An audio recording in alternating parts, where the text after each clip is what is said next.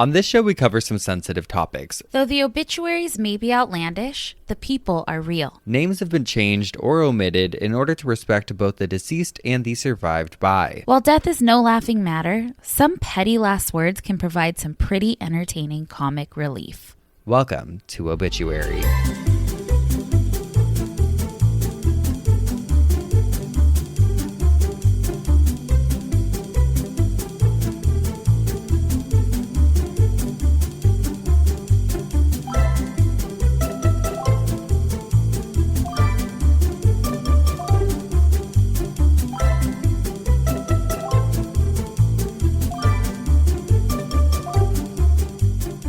Welcome back to Obituary. I'm Spencer Henry. And I'm Madison Reyes. And we are just busting out of our seams with fucking excitement. Oh my God. So much exciting stuff on the horizon. Obviously, the biggest news is that we're finally going to Florida. Florida. I hope you're ready for us. Yes. This will probably be our last live show of the year. Uh-huh. So you're not going to want to miss it. And fucking Halloween. I am so excited to get spooky. Ooh. And it'll be different from our tour show. It is. Yes. It's going to be a Halloween spectacular. Oh my God. I cannot wait. We encourage costumes. Please, because we are thinking about dressing up. Yeah, we might just have something up our sleeves. We're so excited that we got to snag that date. I know. Because this was kind of a last minute addition, obviously. We truly have been working on it a while. We know a lot of you were disappointed that we didn't stop in Florida this year. So we were like, you know what? Why don't we give them fucking Halloween? I know. We added Los Angeles to the tour. That is part of the tour. Florida, you got a whole new show. Oh yeah, we're going fucking hard for Florida. We started like planning the show and I'm fucking stoked. This is going to be a shit show. We have done Florida dirty. We have. And we're going to make up for it. Hurricane Geoff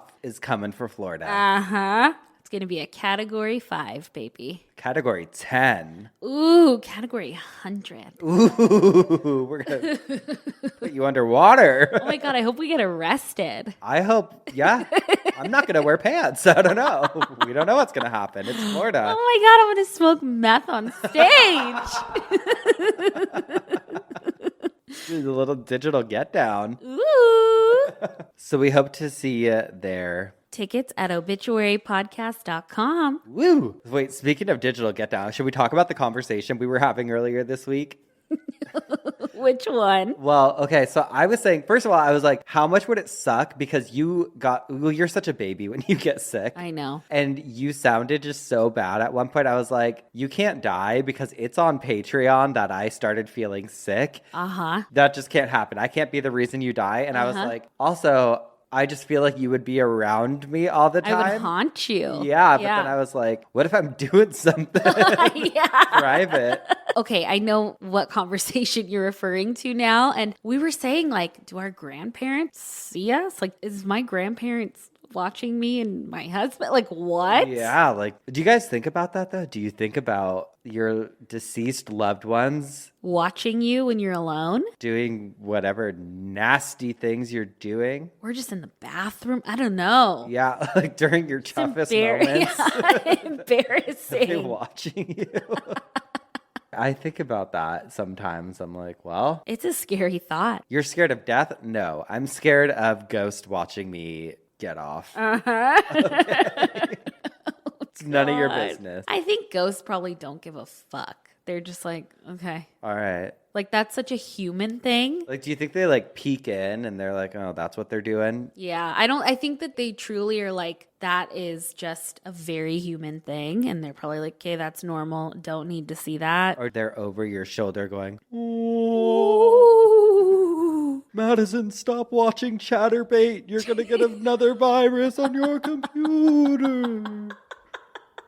Chatterbait. Don't you? That happened to you. There were ads for that. I don't know how they got there. I don't go to that website. I was just researching. Yeah, it was for my episode.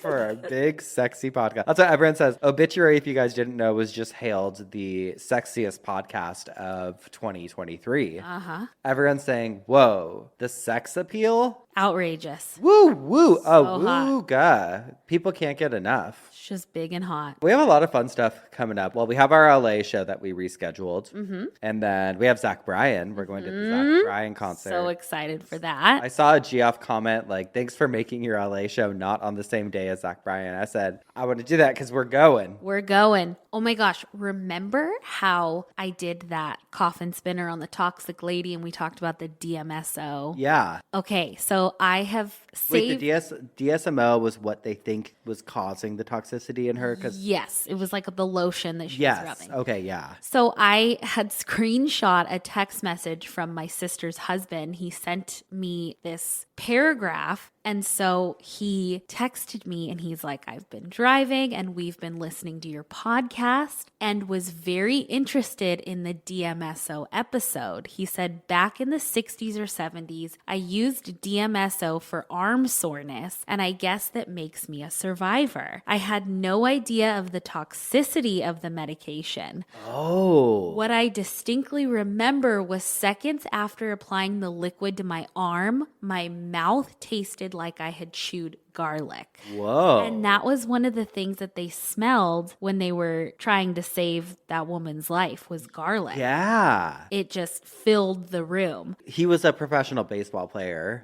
And so he was a pitcher, so like his shoulder and everything, he would just fucking rub that on. Whoa. Isn't that crazy? Yeah. And then he was like, fortunately, I experienced no other side effects. But he did say, he's like, if I had died from that shit, you wouldn't know me and your podcast could have been about me. So who knows? Who knows? Who knows who else has died from that? And not known. I know. But you know what? They still sell it. But I'm sure it's like, regulated. And all that. Interesting. Really, really interesting. You never know. Do we ever know what anything's really doing to us? No. Like all the parking garage signs and stuff of like, California Proposition 65. Yeah. You're going to get cancer if you breathe Yeah. in here. God, Oh, I know. wow. And LA is like the worst. Whenever anyone's like, because, I talk about Diet Coke sometimes or make jokes about it, and people will be like, ooh, yikes, do you know? And I'm like, listen, I don't care. I Okay. know.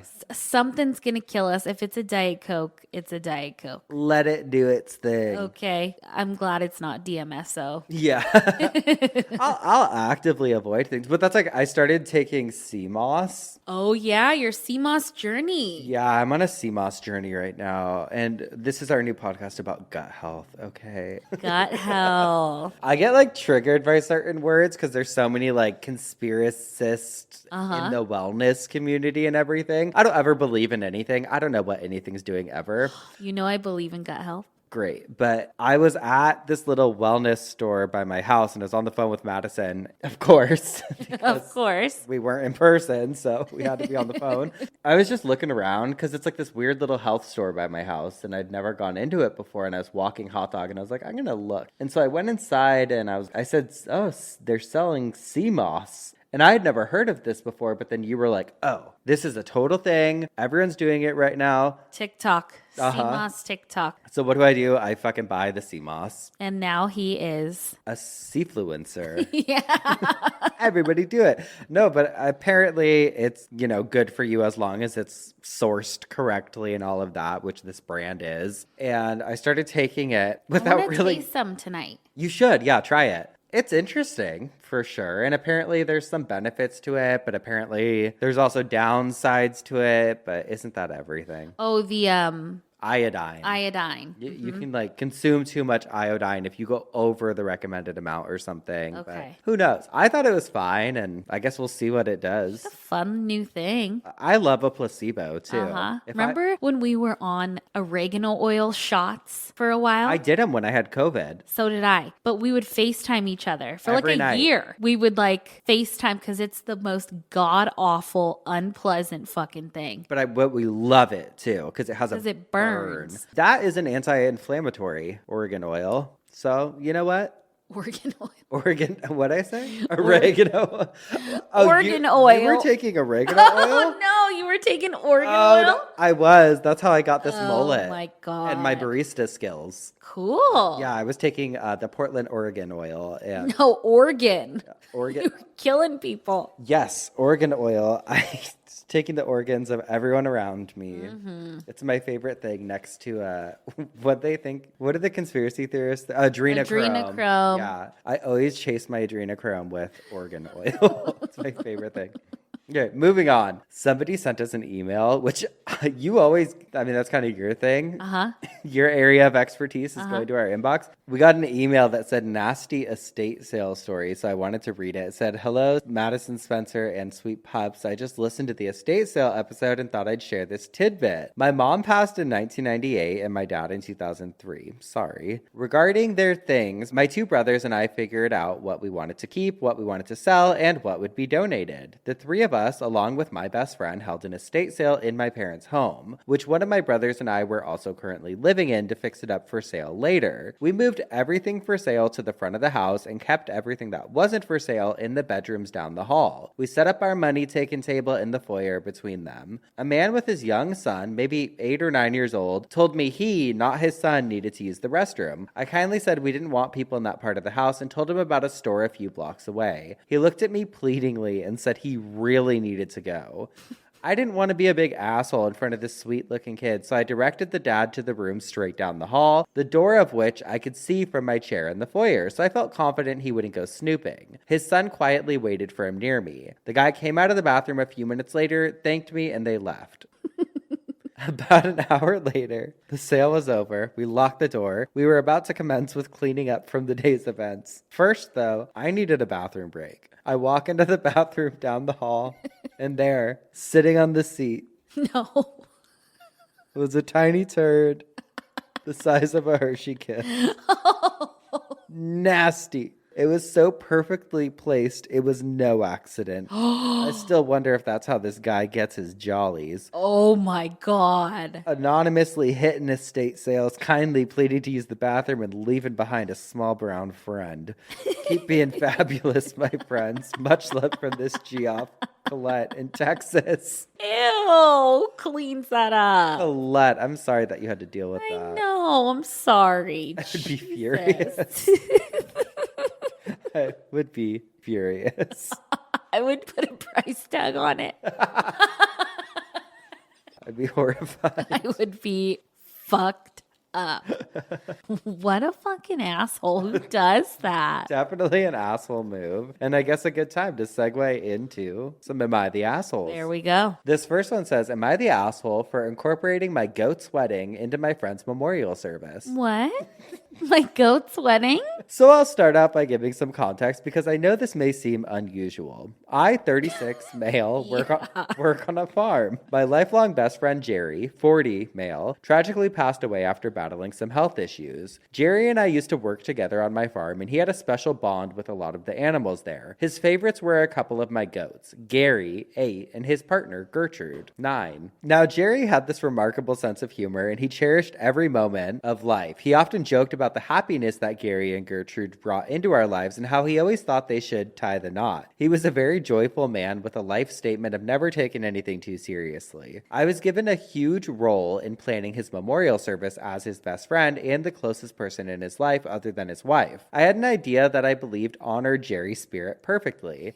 I initially got a bit of pushback on this from his family members, but his wife and I and all of his friends who helped plan the funeral fully supported the idea. As I explained the reasoning behind it, I was able to show most of his family where my heart was in all of this. I figured it would be a wonderful way to capture Jerry's humor. After the funeral was over, I rounded up some close friends and family who knew Jerry's quirky sense of humor and appreciated the joy that animals brought to his life. I set up a tasteful enclosure for Gary and Gertrude next to Jerry's memorial site, complete with flowers and an elegant art. I love this. To us, it felt like a genuine way to remember Jerry's unique personality and add a touch of his spirit to the otherwise very traditional event. Jerry was all about celebrating love in all of its forms. I genuinely believed that he would have loved the idea of combining his memorial with Gary and Gertrude's wedding. I love it so much. His wife told me that he would have wanted to be remembered this way. It was a surprisingly tender moment to celebrate it in a way that felt true to who he was. Almost everyone Everyone at the memorial service loved the idea. They shared anecdotes about Jerry's humor and how he would have appreciated the unconventional festivities. We laughed and joked, and it was a great way to lighten the mood in honor of Jerry. Only a few people at the party, most of whom didn't know Jerry that well, said it was inappropriate and in bad taste. In all honesty, I am fully aware that this was unconventional, but it seemed right to do this, as the rest of the ceremony was extremely orthodox, and he used to talk about how he wanted his funeral to be unique. So, too long, don't read. I held a wedding ceremony for my goat after my friend's funeral to honor his humor and love for animals. The idea was supported by many, including his wife, but I got some criticism from a few family members. Everyone else seemed to enjoy it. Am I the asshole? No, I love it so much. We love it. I want an animal wedding at my funeral. You've got it. Oh my God, I love it. You know what you sound like, sir? You sound like you're the goat. Or Jerry was. Uh-huh. The greatest of all time, baby. Oh, yeah. Not the asshole. Not the asshole. It is. Next one says, am I the asshole for not wanting my father-in-law's ashes put into the fire pit at our family cottage? Okay.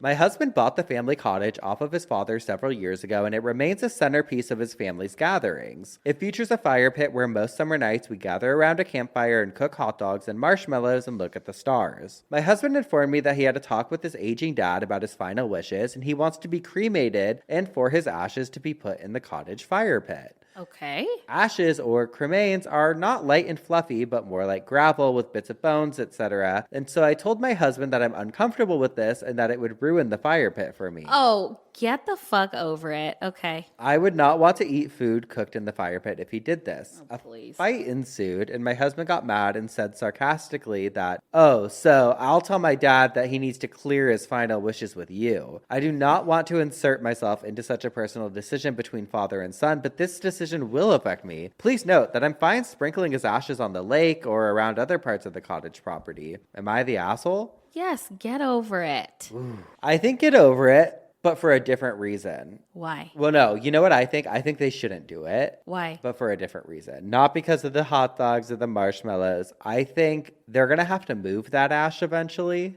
And that's what some of the people in the comments were saying. They're like, well, you guys are going to have to dump that somewhere. Permanent. Yeah. You're right. So they were like, maybe he should reconsider, but not for what you're saying, but just for. I agree. Yeah. Yeah. But people need to just get a little bit more comfortable with ashes. Come on. It's not a big deal.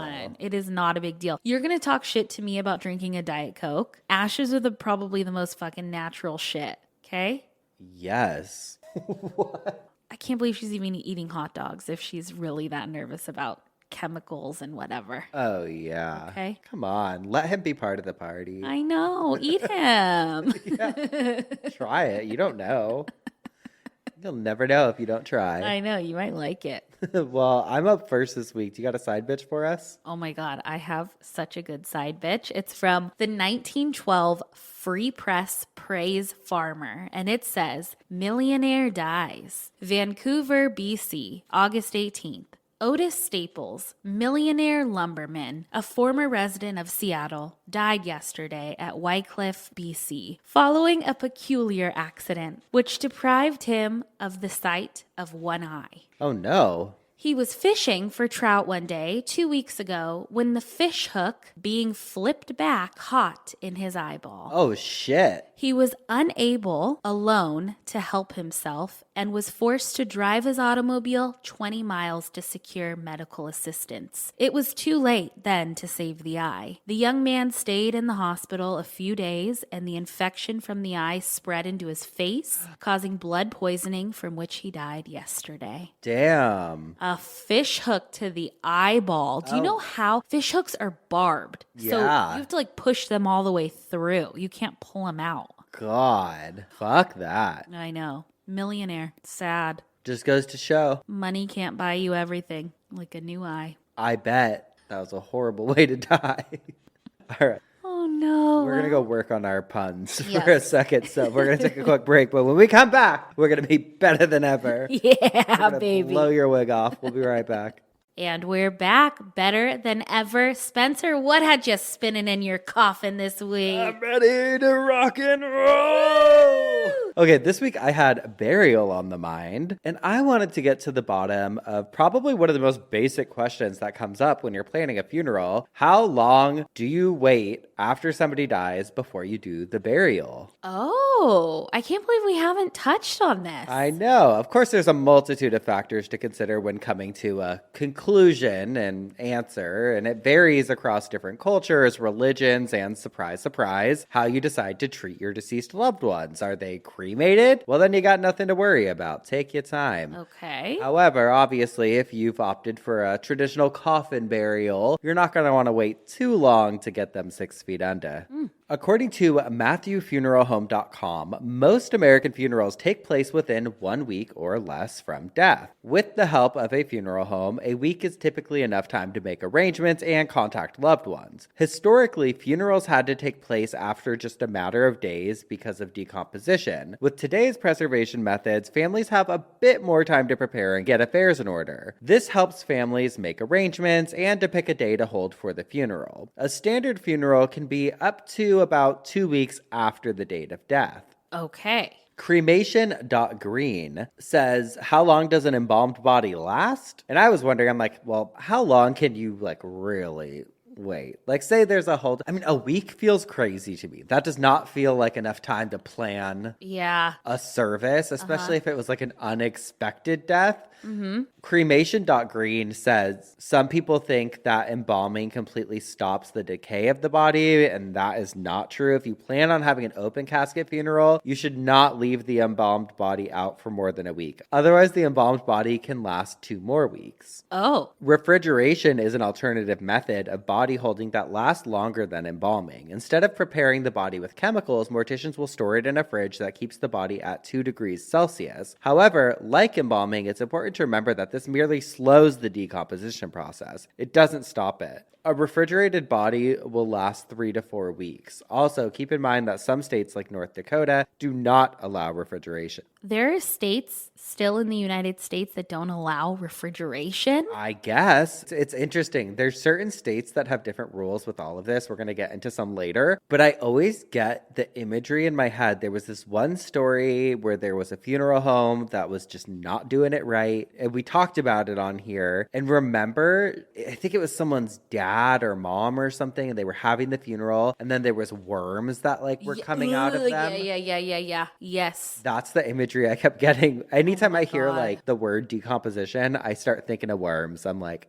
maggots. I would lose my mind. Or there was one, remember, it was it crawled out of the eyeball or something. Oh my God. Horrible. I actually thought it was really interesting to think about the fact that people die every day, right? A lot of people. And the fact that funeral homes have the ability to cater to so many different people. Right. I guess part of that would be the fact that funerals take place 7 days a week. But I feel like during COVID, we heard of things getting backed up. Yeah. I mean, this is kind of a meta thought a little bit, but just thinking about the fact that funeral homes are probably set up in a way that there's enough of them to cater to a community that it can handle all of the deaths within that community. I don't know. Had me thinking. Statistically, how many are in a range of distance. You know what I would love to look into for a coffin spinner, and maybe I'll do it next week, is how much business funeral homes do. How many bodies are they really dealing with a week? Yeah.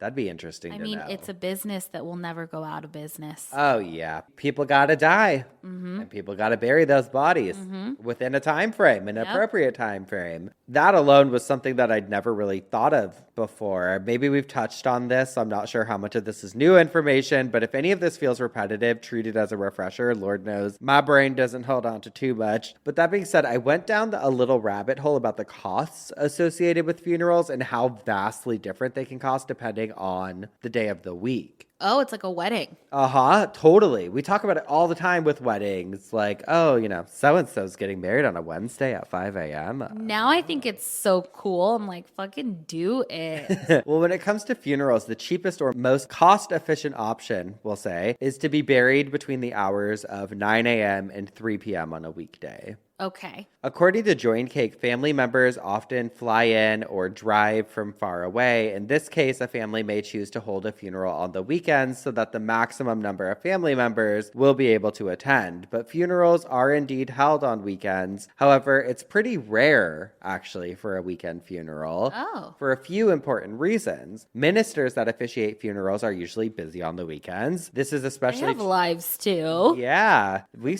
have watched Seventh Heaven. We know. Eric Camden is with his family. And then on Sundays, he's in jail. This is especially true on Sundays when they're with their own parishes or other houses of worship. Cemeteries are often only open on weekdays. This requires somebody to work overtime on an unusual shift in order to accommodate a burial on a Saturday or Sunday. However, some circumstances require a funeral to be held on the weekend. Even in a typical funeral situation, they write that ministers, funeral directors, and cemetery staff may agree to an exception to their work schedule, and this could occur by special arrangement for an additional fee that incentivizes the exception. It can also be a choice made because of close community ties. Your minister, funeral director, or cemetery staff may say that a weekend funeral is not a possibility. You can be willing to pay a premium or request accommodations for anyone in the area who would be willing to perform the rites on a weekend. so money talks.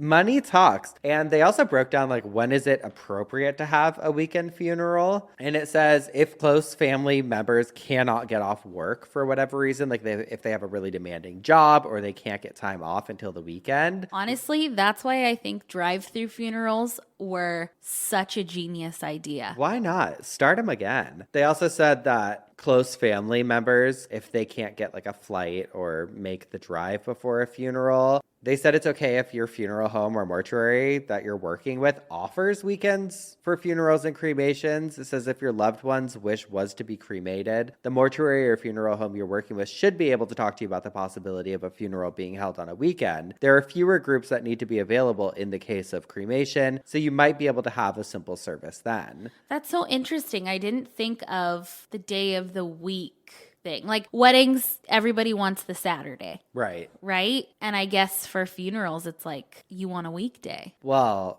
I think it's normally like the option is the weekday because I think from what it sounds like, a lot of funeral homes don't want you to have your funeral on the weekend because they don't want to work on the weekend. Yeah. Which makes sense. Well, they're probably doing behind the scenes stuff. Yeah. And we're going to find out what that is. They're embalming and doing everything. Doing whatever they do. Making sure there's no worms in your grandmother. They also published something that said when it might not be okay to have a weekend funeral. There's some gray areas here after all. Your family may hold a wake, a funeral, a burial, or some combination of the three. These are examples that might mean you should focus on finding a weekday for the funeral. The weekend funeral privileges one or two family members over many others. If some family members can only come on a weekday and other family members can only come on a weekend, choosing to have the funeral on an unusual day may seem preferential towards certain family members. But this is especially true if the weekend actually helps fewer or more distant relatives rather than those who are more numerous or closer to the loved one who passed away. Money's tight and a weekday funeral is available. It says if the charge is substantial, having a weekday funeral is more prudent in the case of a very small estate, which is true. Like if the loved one passes away and they don't have money for the funeral and everyone is kind of having to chip in or you're having to cover the cost. You're getting a Tuesday 8 a.m. Yeah, babe. Okay. I don't know. It's just like, it was interesting, I guess, to think about that because it's, again, one of those things that you don't really think about till you're in that position. So good to know. And now that we've got that covered, which I guess also ties into timing. I think that's my coffin spinner. It's like funeral timing today. But time doesn't exist when you're fucking grieving. Like, I'm sure you don't even know what day it is. Truth bombs. Invest in your funeral portfolio now. Think about what day of the week you want. Do you know most billionaires wake up at 4 a.m. every single day? God, I go to sleep at 4 a.m. every single day. And that's why I'm not a billionaire. That's the secret. All right, got to do it. Empathy.com is my favorite website. Empathy.com. Yeah, I'm always researching new techniques. Oh. It says that most religions have funerals within a week of somebody passing away. Catholic funerals can happen within 3 days, and Jewish and Muslim funerals are held as soon as possible. Many religions have viewings, but Islam and Judaism do not and do not embalm. Catholic funerals involve a mass and do not have eulogies, which are delivered at the wake. Now, I'm sure this is a generalization because I feel like we've heard of, Yeah.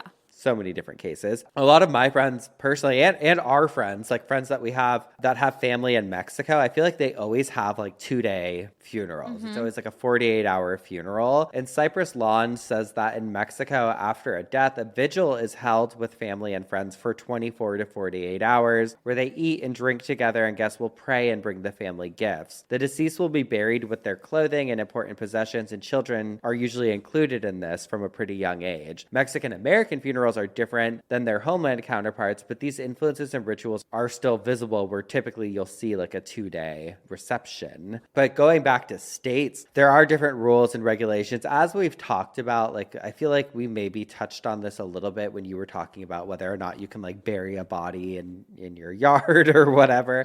But in Connecticut, disposition of the body must occur within what they call a reasonable time frame. Delaware, you have to do it within 5 days of the person passing away. In Washington, D.C., it has to be within 1 week. Indiana, disposition of the body must occur within, again, a reasonable time. In Montana, a body that dies of an infectious disease must be dealt with within a reasonable amount of time with as little handling as possible, which I thought was interesting. In North Dakota, they require immediate disposition under specific conditions, and all dispositions must take place within 8 days. What's up with North Dakota? Well, again, refrigeration's not allowed, so they're probably like... That's so weird. That seems so old. Doesn't it seem old school? Yeah. In Ohio, bodies that have a communicable disease must be cremated or buried within 24 hours. Okay. And in Oregon, if a funeral home holds a body for more than 10 days, they have to like report it to the mortuary board, and it's this whole big fucking to-do. And then going back to that first article that I shared from Matthew Funeral Home, they gave some reasons to delay a funeral, and it says delays to funerals are generally rare, but families may have specific reasons to delay services. The most common reason a family might delay a funeral is to allow for loved ones to come in from out of state or country. It's more likely that delays are caused by circumstances outside of the family's control. Deaths out of state and country, criminal investigations, blizzards, pandemics, or power outages may also delay funeral services. In cases of long delays, cremation could be a good option to consider. I could not for the life of me remember, and it's like you were saying earlier, when you're grieving, truly, there is no sense of time. I have no idea when,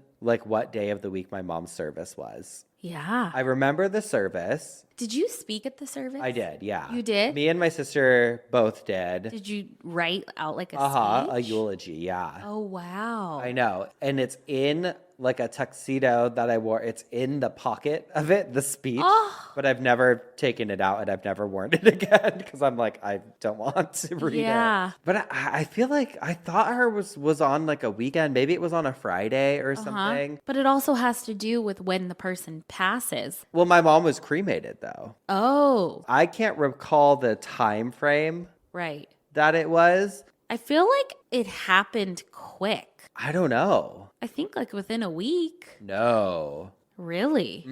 Because we had to organize it because we wanted to do it specifically. We did it at the Claremont Hotel. Let me see if I can see. I'm sure I have like the thing saved in my phone. Yeah, my mom's, okay, I found it. And it was, I think like 3 weeks later. Oh, shit. Yeah. But I was up there the whole time. That whole time feels like a blur. The first year feels like a fucking blur. I could not tell you a damn thing probably that happened. Yeah. It's so wild. But because she was cremated, we had more time. And that probably proved to be effective with like turnout. Right. Who knows? I would love to eventually, with you even, own a funeral home or something. Because I feel like it's such a cool thing to be a part of somebody's service. that journey is like, And like helping families yeah. through that time. People's bedside manner can make or break a situation. Oh. You know? We were lucky. I feel like everyone that we like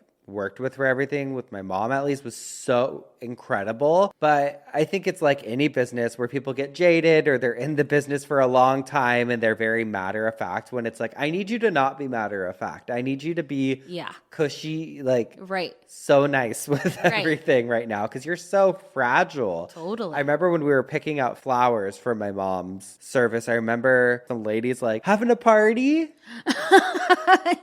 And I was so fragile. I just looked at her. I said, a funeral. And she was like, oh, okay. Yeah. I'm sorry. And it's just like, stupid.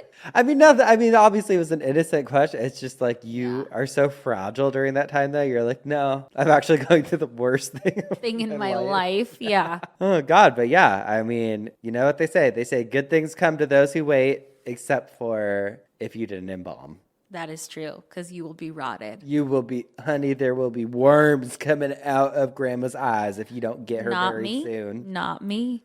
Not me. I'm going to be extreme embalmed. You know this. Yes, ma'am. But you know what? One of my best friends, I've talked about her before. Her family owns a funeral home, or owned a funeral home. She's like, oh, my grandpa, he was a great embalmer. He could crack open a coffin from 40 years ago and that person would look great. Ooh, we love a good embalmer. I know. And I change my mind sometimes. Sometimes I second guess, do I want to be cremated? Do you want all this to go away? Ooh, all of it? All of it. Just my mind. They could take your brain out. Please. I don't want it. You even have one in there. I'm not sure. I think it fell out during the hurricane.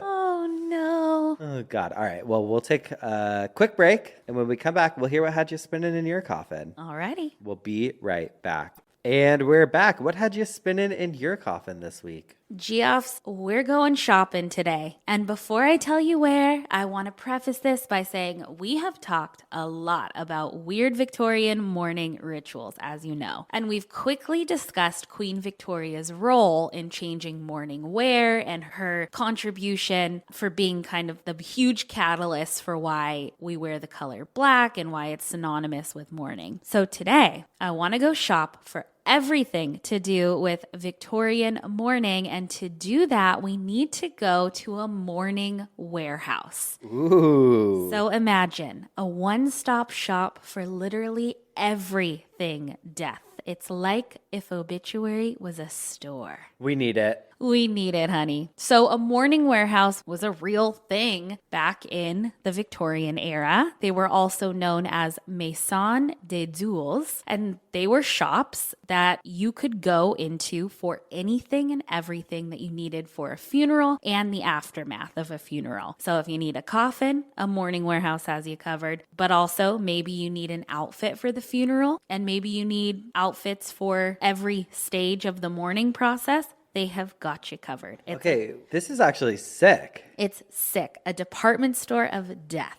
And I just love it. One thing a mourning warehouse sold a ton of was crepe. And we've never talked about crepe, and it's so important. Crepe is a specific type of fabric, and it can be either wool, synthetic, or silk, but it has sort of a crimped look to it. Isn't crepe paper another word for streamers? I wonder if that's where they get the name. Oh, maybe. I don't know. Either way, it was not cheap, and it was incredibly uncomfortable and stiff, and sometimes extremely heavy, and it showed any dust or stains, and it stunk, and it bled a lot. And most mourning attire was made out of this crepe. Crepe had a lot of downsides to it, but it was a fabric that was able to be dyed the purest, deepest black, which was perfect for heavy mourning. But if there was any rain or moisture, you were probably oozing black dye. Crepe was also hung on doorknobs and draped at entrances of doors to signify mourning on houses, and women even held crepe fans. There was just crepe everywhere. I have to credit the Victorian Book of the Dead by Chris Woodyard for a lot of info on the use of crepe, but the section on crepe in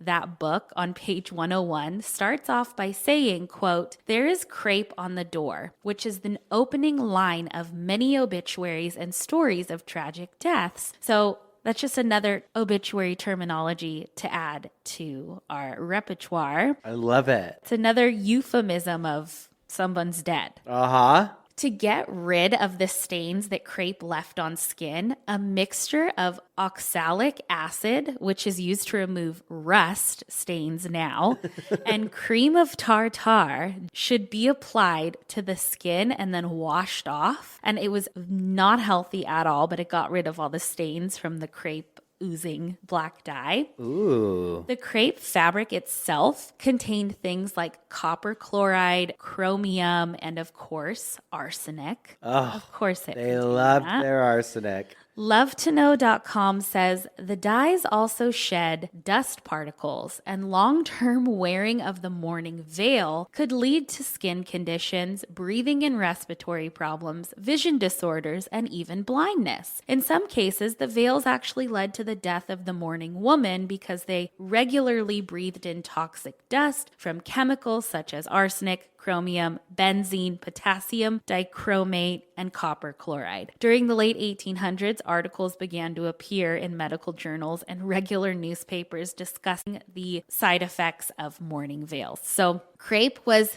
not good, but people, you had to wear it to keep up with the mourning rituals. In that same article, it states that, quote, "It was considered bad luck to keep mourning veils and clothing in the home once the traditional full mourning period was over." So, hey, back to time. You had to get rid of it. Women thus had to buy mourning veils and appropriate attire each time a family member passed, and this could be quite often as there was a higher mortality rate back in the Victorian times. Which brings us back to mourning warehouses. Mourning became a whole ass industry, and many warehouses popped up all over the 19th century. And I want to talk about two that were the most famous, and they have cool stories. So the first mourning warehouse was opened by Peter Robinson. Peter Robinson was a chain of department stores founded in 1833. And in 1840, Peter Robinson opened a mourning warehouse called Court and General Mourning House. And this became a really popular one. This warehouse was also known, like its nickname was Black Peter Robinson's, I guess, as a way to decipher the two Peter Robinson stores. They're like, this is our death one.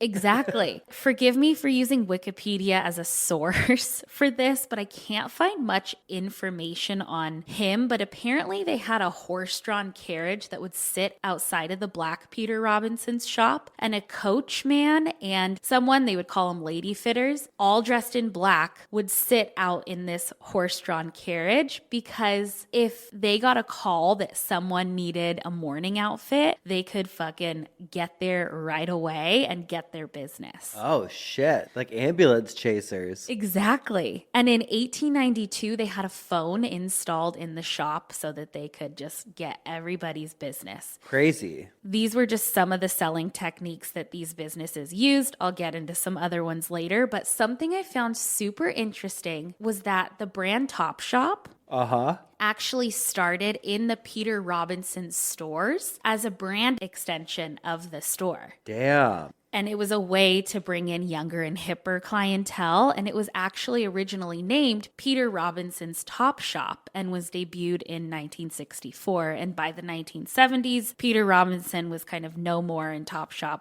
went on to do their own thing. Oh, shit. They're at the Grove. I know. Well, they've had some struggles in recent years. Yeah. They sold to Nordstrom's. But who would have known? Who would have known? I know. And then there's Jay's Mourning Warehouse, which was probably the biggest and most popular of all mourning warehouses. It was established in 1841 by William Chickall Jay. Its actual name was the London General Mourning Warehouse, but everyone referred to it as Jay's. Jay's and Black Peter Robinson Robinsons were located on the same street, which was Regent Street in London. And soon a few other mourning warehouses popped up on that street too. We know the Victorian era is like death, death, death, but the business aspect of it, like there were mourning warehouses all over. Cool. I like wish we still had them. I know. But the selling tactics that Jay's did were, I think, pretty fucking smart. Jay's commissioned a writer named Richard Davey to write a book called A History of Mourning. And I read through it. It's actually a really cool book and something that we should probably use for this show. But Jay's commissioned him to write it, and it went through mourning rituals from ancient times all the way through the 19th century. And it was this popular guidebook that Jay's could use to show the Victorian mourner what the proper mourning protocols were, from jewelry to clothing to coffins, etc. Cool. We got to get our hands on a copy. I know. If you couldn't make it into the store, Jay's would send out catalogs full of fashionable outfits and decor that you could choose from, and they would send out lady fitters like Peters did to size you for anything you needed. Jay's had everything. You could get fitted for your mourning outfit in every stage of mourning, and you could also get flowers for the funeral. You could get everything. Queen Victoria, the Queen of Mourning, was a loyal customer of Jay's, but even with high-profile customers, Jay's still put out a ton of catalogs and flyers for the store, and they included a lot of like how-tos, like what you should be doing as a mourner and what you should wear, and photos of what a proper mourner looked like. I'll post some of these because they're so cool to look at, but I found one in the 1889 paper, The Graphic, which ran an illustrated ad for Jay's with drawings of a beautiful mourning woman, and under her, I'll just read a couple sentences. It says, Jay's General Mourning Warehouse has now become one of the features of the West End of London. So long has it been established, and so entirely has it fulfilled its undertakings. Not only do the dwellers in town, but all visitors to the metropolis profit by the experience of such well-known caterers. The etiquette of mourning is continually changing in certain matters of detail, and a reliable guide to what may and what may not be worn under certain circumstances is almost necessary. That guide is to be found here. An authority on everything, from the length of a widow's veil to the texture of a ball dress.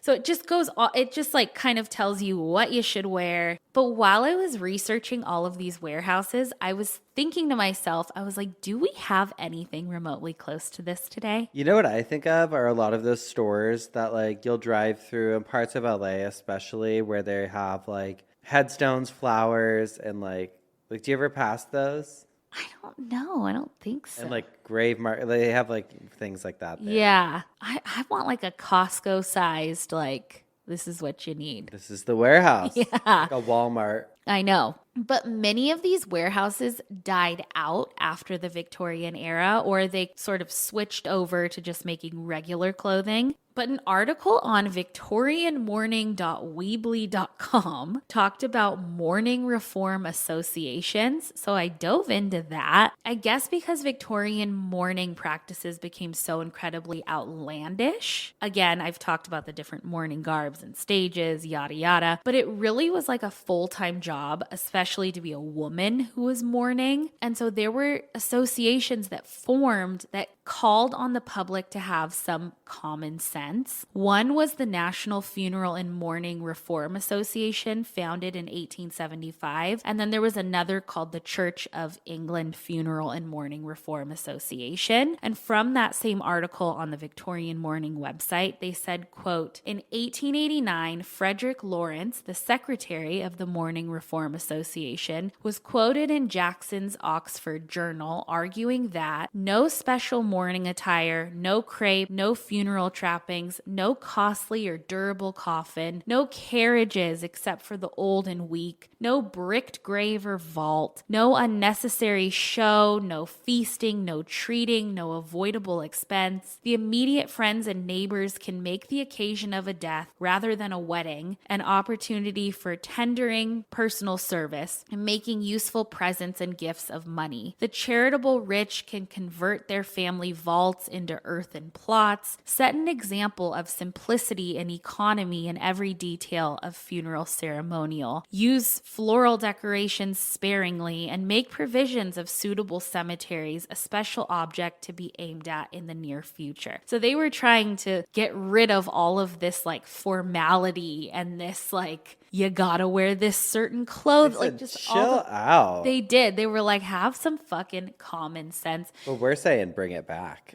And the Victorians didn't fucking listen. They went on, kept having their extravagant shit. And then after the Victorian era, it kind of died out. But that is a mourning warehouse. I was so excited to learn about it. It's crazy. And it's also like why I think the Victorian era impacts the goth culture or influenced the goth culture so much. They were just all about it. They were all about death. I know. Lord knows, hopefully they weren't waiting too long because their embalming methods were fucking crazy. I know.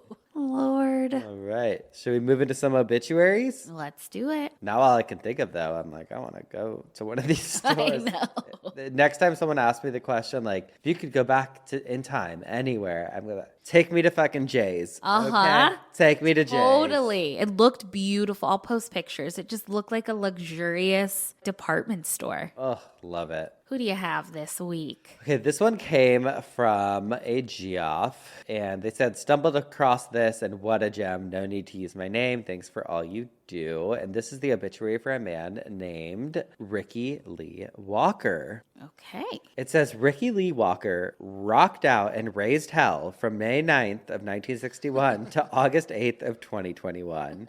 He coined the phrases, if you're not living on the edge, you're taking up too much room. Ball, baby, shit ass. Boomer sooner.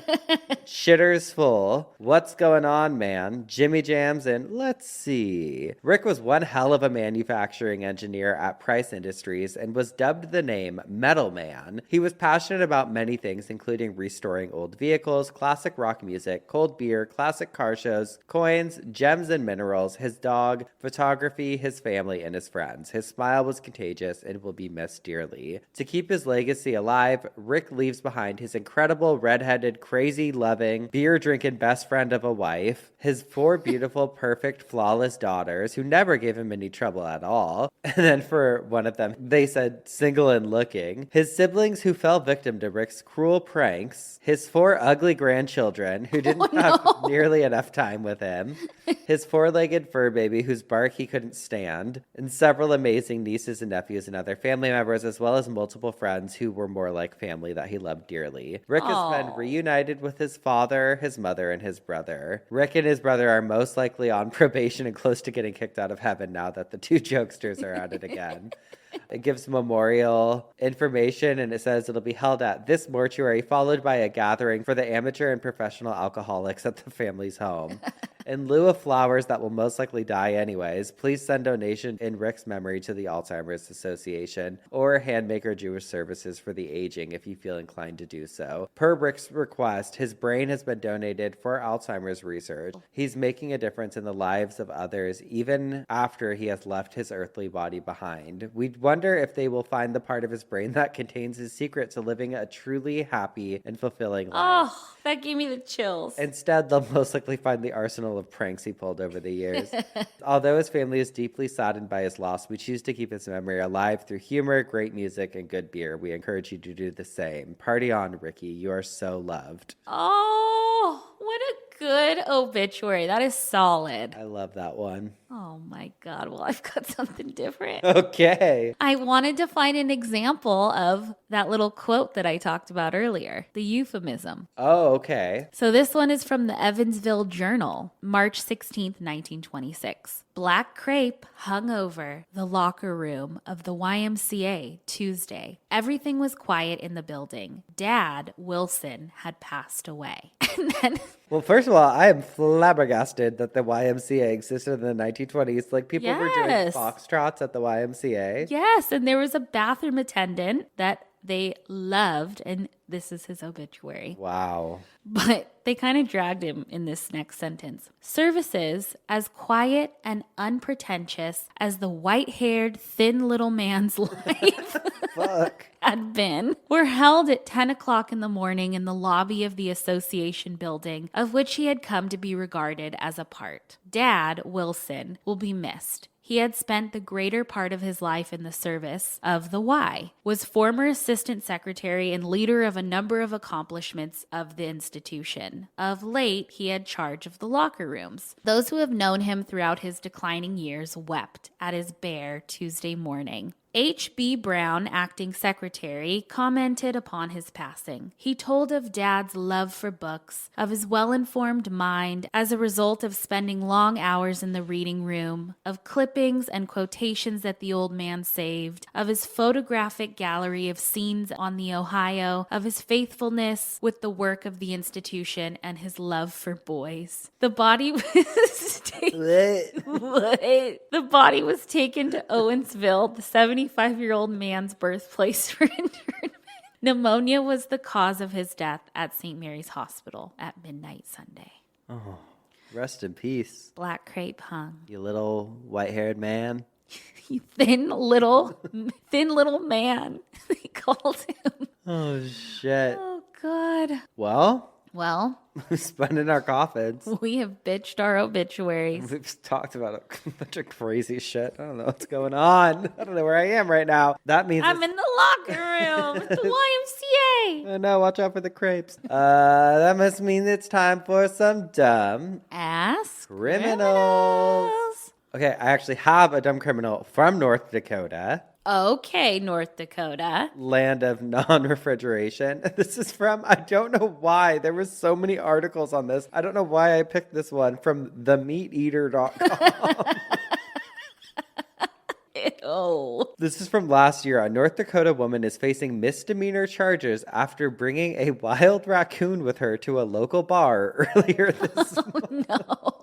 Authorities arrested Erin Christensen of Maddox, North Dakota, after locating her and the raccoon she named Rocky. Aww. She is currently charged with misdemeanor counts of providing false information to law enforcement, tampering with physical evidence, and unlawful possessions of fur bearers. These charges could result in maximum sentencing of about 2 years in jail and $7,500 in fines. According to the North Dakota Board of Animal Health Laws, it's illegal to keep a wild raccoon, but still, on September 6th, during happy hour, Christensen brought Rocky with her to the Maddox bar and showed the animal off to patrons. Cindy Smith, the bartender of Maddox Bar, reported that she immediately asked Christensen to leave and that no one in the bar was bit by the animal. Regardless, the incident prompted North Dakota's Health and Human Services Department to issue a warning to the public about potential rabies exposure. Oh, God. Their statement asked anyone who may have been bitten or had contact with the raccoon's saliva to seek medical care immediately. Authorities have since euthanized the raccoon for rabies testing and learned that wild animal tested negative. He didn't even have it. What the fuck? And that's why she's the fucking dumbass criminal. Because You need to keep that a secret. Keep it a secret. Keep it a secret because now he's dead and the blood is on your hands. Wow. Erin Christensen. Who you got? Oh, my God. Okay, I have a dumb criminal from the Victorian Book of the Dead. This is from the Plain Dealer's Least Wire, November 3rd, 1909, on page 200 and 201. Cincinnati, November 2nd. I took the black silk in order to get goods to go into mourning. My father lies dead at home. I had no black clothing and came to this side of the river and took the black silk to get a black dress. This was the explanation of a young woman arrested in a large department store this morning by detectives on the charge of shoplifting. She gave the name of Mamie Schmitz of Covington. She was caught by a clerk after, it is alleged, she had tried to go away with 2 pieces of silk. The Covington police found that a man of the same name as the girls was dead at the address given by her. The funeral is to be held tomorrow. So the young woman was shoplifting for her mourning outfit. Oh, a dumbass Victorian. Dumbass Victorian. Jesus. Oh, God. Man. You know who are not dumbasses? Who, Madison? You guys. I was going to say, not us. Sending us some stuff to our P.O. box. Yes. Okay. We have 2 boxes. You want to open one and I'll open the other? That's how we do things. This one says fragile, so I'm going to slam it on the ground to open. We need to put fucking scissors in the office. I know. We always... are struggling. Oh, you know what? I have a knife in my bedroom. I'm going to grab it. Why? Why? In case anyone tries to do anything, I'll fucking stab them in the neck. Holy What? shit. What? Okay, let me read this first. It says, Hi, Spencer and Madison, and obligatory hot dog, Doris and Desi. I have some art I wanted to share with you guys. I'm a longtime cult babe, so becoming a Geoff too just made sense. Spencer, I gifted you a portrait I drew of you a couple years ago, and also ended up naming my Etsy shop Spirit Cult after binge listening to Cult Leader. How cute. This person is so incredibly talented. Oh my God. When I show you this, you'll know the portrait. Is it the one you have framed? Yes. Oh my God. I've made some new art for you both. I actually put the last portrait into my portfolio, and using that portfolio, I got a tattoo apprenticeship in 2021 and am now a licensed tattoo artist. Oh my I'm God. still using the Spirit Cult name, but have extra goodies I included for you guys too, as I give out goodie bags with my Etsy orders and to all my tattoo clients. I can't believe I'm making art for a living. I just couldn't wait to I'm so proud of you and so happy Wow. for you. Just couldn't wait to share some more with you. I started working on this a few months ago and never got the chance to send it to you guys before now, as my aunt passed away unexpectedly right after I finished it. So sorry. She was the last member of my extended family, which hit us a lot harder than we thought. I fucking get it. It was the first time I saw a body outside of a funeral, wrote an obituary, set up funeral services, and had to be involved beyond just attending a service and mourning the deceased. It took a bigger toll on me than I expected, but the knowledge you've shared was a big comfort through the whole thing. Oh my God. My aunt passed away as a severe alcoholic, so I also wanted to say how absolutely proud I am of your sobriety, Spencer. You're going to make me cry. And thank you for teaching us that therapy isn't a dirty word. I turned 30 this year and am doing therapy for the first time. I'm so fucking proud of you. Thank you guys for doing what you do and normalizing talking about all these things. They help people more than you know. Love you both. Love always, your cult babe and Geoff, Jess. What a sweetie. Okay, first of all, Oh my God. What is it? Look at these goodie bags. How cool are these? Ooh, oh, there's incense. Oh my Smells God. good. And these, Wait, I need another keychain. I swear to God. well, there you go. These are fucking cool. Oh my God. Ooh. Oh my God. Look at how cool. Tattoos by Jess at the Spirit Cult. Oh my God. These are so cool. Now, These are sick. look at this. Oh my. Yep, that's the one you have framed. Or that I can tell who it's from. 2 dumb bitches and a microphone.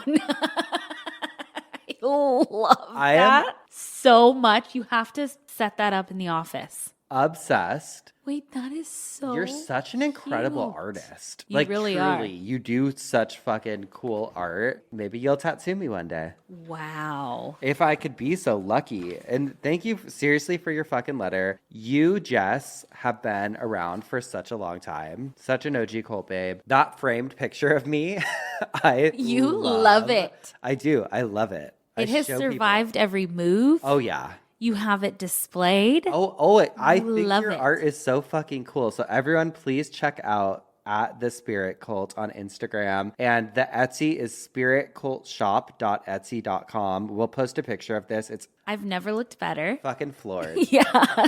It's so cool. It's so cool, Jess. Thank you. Thank you so much, Jess. Jess, you're one of my favorites. Thank you. Jess, you're one of my favorites now, too. Yeah, she's like, now that I've gotten to be part of your art as well. That's fucking How cool. I want to put that at the live show.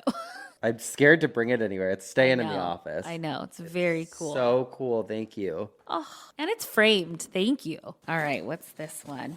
Okay. There's a card, and it says on the envelope, it says, definitely not a gavel. No, you will find 0 gavels within. Without a doubt, there will be no gavels in this package. Sorry, but it's not a gavel. I'm pretty sure. Uh-oh, is it a gavel? Hold on. Dear Madison and Spencer, first, let me get the love bombing out of the way. The 2 of you are some of the loveliest people. Oh, thank you. Thank you for all of your hard work creating a podcast that I think talks about a subject that a lot of people are afraid of, and to make those of us who are curious about the things feel less alone. The respectful way in which you do it, balanced with your humor, is, how do you say, fantabulous. The unmistakable love you have for one another comes through in the work you do together. Oh, I totally have best friend envy. Anyway, the dynamic duo that you are is a rare and beautiful thing. We are lucky that you share it with us because as you do, it kind of rubs off, you know? Like your fabulousness radiates out. Oh, and Madison, your laugh is pure joy, and don't ever let anyone tell you different. When you get going on a good laugh, it's impossible not to laugh along with you, especially when you're laughing too hard to say what you're actually laughing about.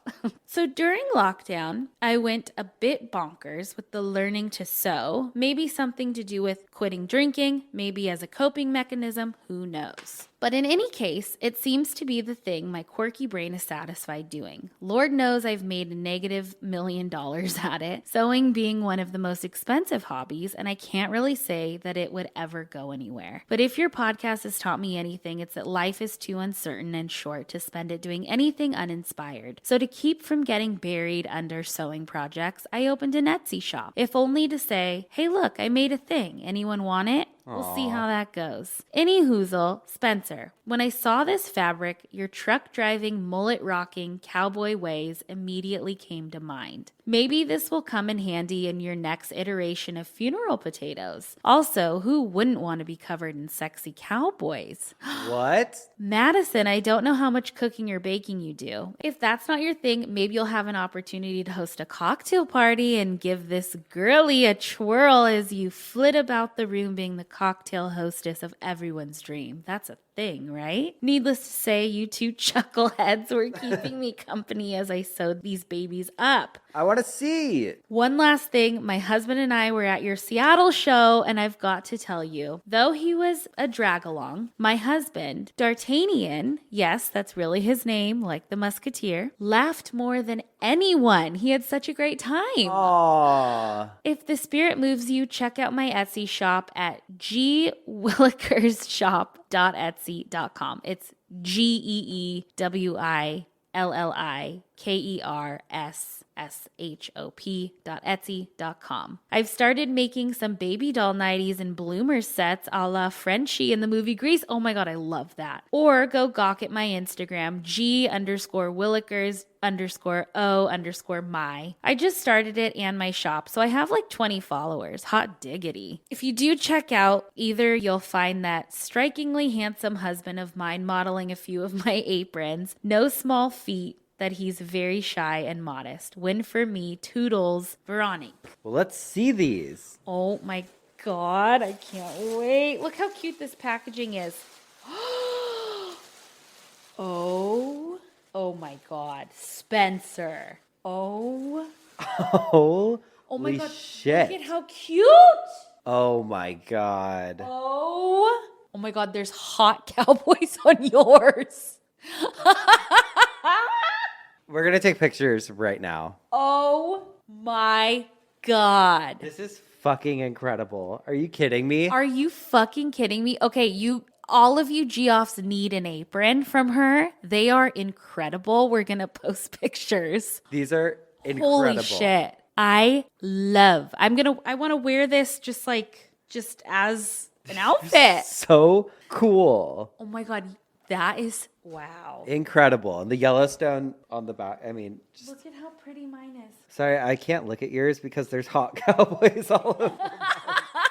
These are so sick. That's fucking awesome. Even the back of that one is so cool. Look at. I know. Wow. We're just fucking spoiled. You guys are the fucking best. Please keep them coming. Okay, I have a poodle apron, and I thought that was my favorite apron. This one is incredible. Wow. Oh my God, thank you. Thank you so much. You are so incredibly talented. I don't know how you did this. It's so cool. Thank you guys so much. We have such talented listeners. It's so cool. You guys are the best. All of our information you can find on our website, obituarypodcast.com, including our P.O. box. But I think that's it for this week. We'll see you next week with some more coffin spinners. Obituaries. And dumb. Ass Criminals. Goodbye.